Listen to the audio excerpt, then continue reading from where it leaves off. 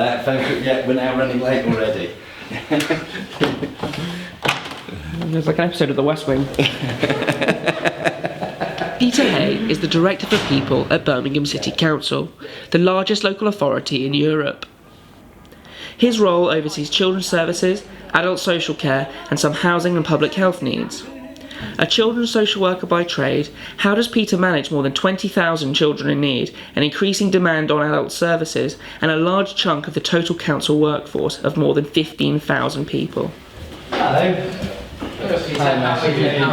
And what toll does the job take? I describe the sort of mental state that goes with the job as a permanent state of restlessness. This is a day in the life of a social services director.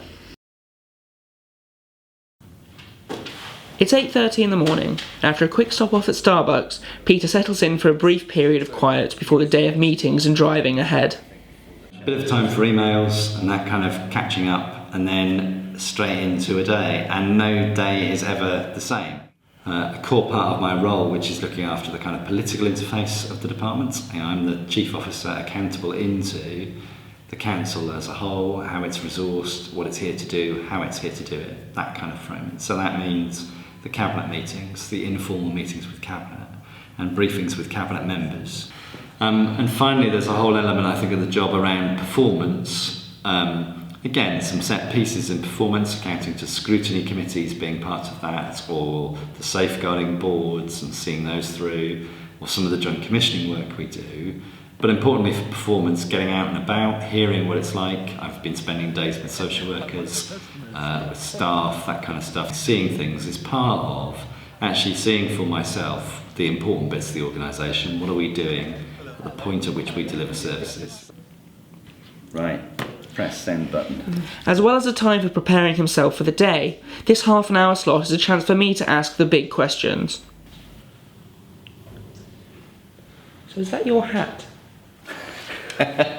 Hat-based questions over with, it's time for Peter's first meeting. He'll be speaking to Matthew Reid from the Children's Society and Mashuk Ali, Head of Equalities and Social Cohesion at the Council, about child poverty in Birmingham. A phone call discussing health partners across the West Midlands local authorities is overrun, and we're already late. So the social worker in me would never have envisaged that I'd be sitting here. I didn't have any plan to be a senior manager even. I came in motivated to do things differently with children. I started with a passion. I'm inspired by seeing some very bad social work to do social work better for children and improve children's lives. That passion still burns.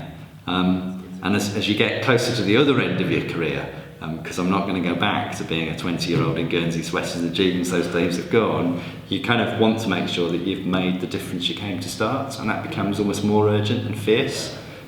Up next is a multi-agency meeting on the Prevent strategy which, for security reasons, I'm not allowed in.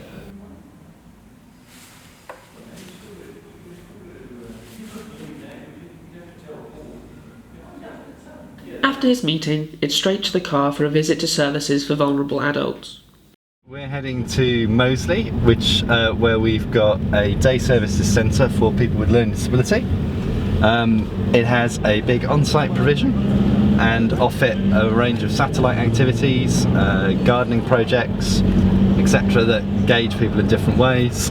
It also has at its core some of the more, it has a hydrotherapy pool and the more structured services and supportive services for people with very high-end disabilities. We've seen over the last few years a big reduction in residential care.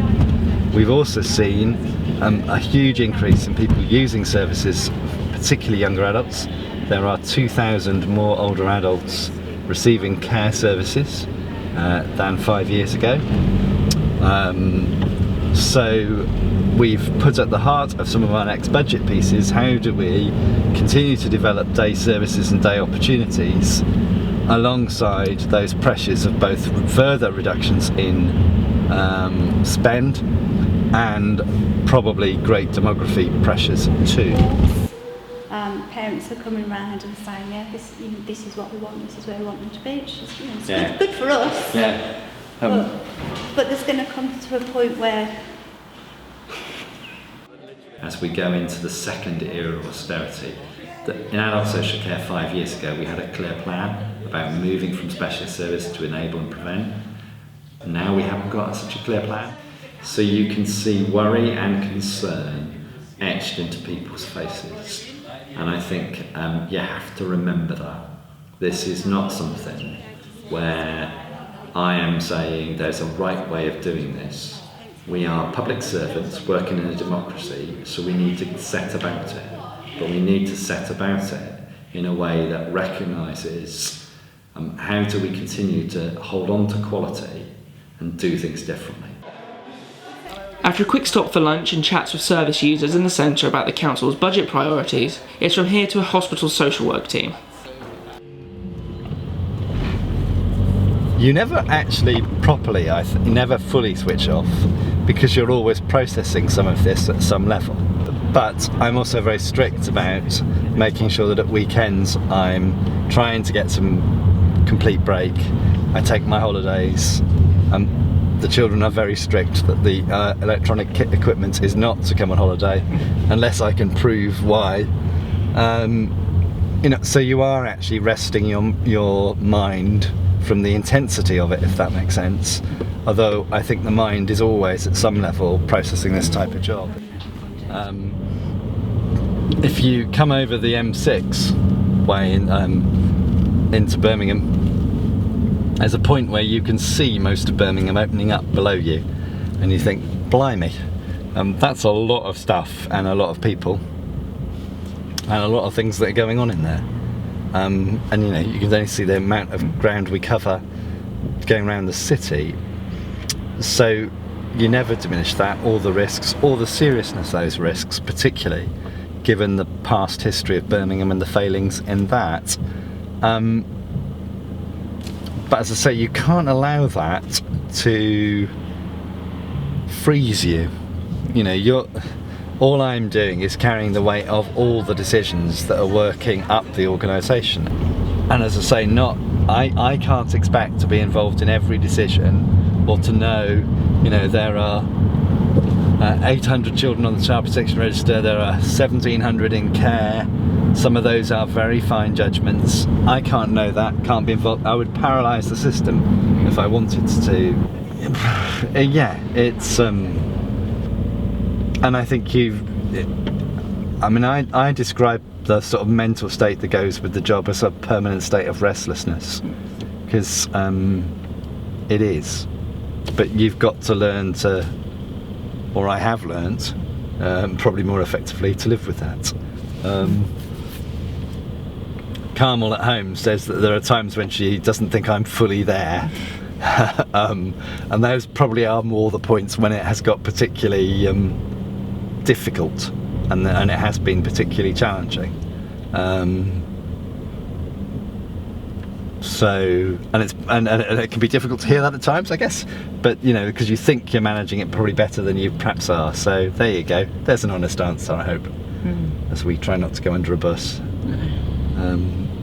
It's good. I'm very pro not going under buses. Yeah, I think it's a good risk decision. Just before 5, we make it back to where we started, in Peter's office, where there's time for one more question. Do you enjoy your job? Yes, I hope that's come across. It is, that's probably bonkers that I do enjoy it. Probably not a job for sane people at one level. It is that bit of what we're trying to do is make a difference around the lives of people. It's fascinating. People are fascinating things, aren't they? And you're trying to make that impact and make an impact on how people grow, live and thrive in this city. And that's kind of what we're trying to do. So it's a real privilege to do it at one level, because what an honour to be entrusted with all of that.